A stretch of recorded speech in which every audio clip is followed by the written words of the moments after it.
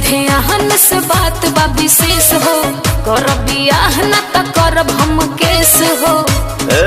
धमकी और न तका, अरे सुनीला ध्यान से बात बा विशेष हो, करब बियाह न त करब हम केस हो। भइल न दानी जवानी में तू हो, बबुआ पेट में पलते बा। पहले इल्जाम लगाओ फिर गाना गाओ। आजकल तो डोलते चलते बाबूजी यार भतार बदलते बा। आजकल तो डोलते चलते बाबूजी यार भतार बदलते बा।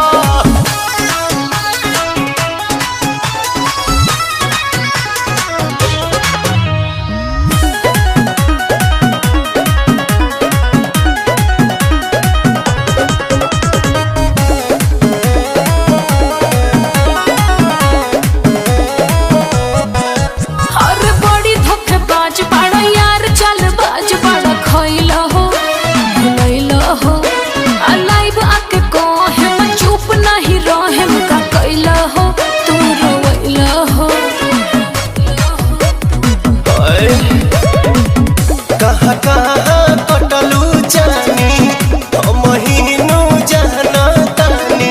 उल्हा दोस्त तू तो हमरे के देलो, बतिया दिल में खलते बा। अब खाले चाहे जले पर ये तो सच्चाई है।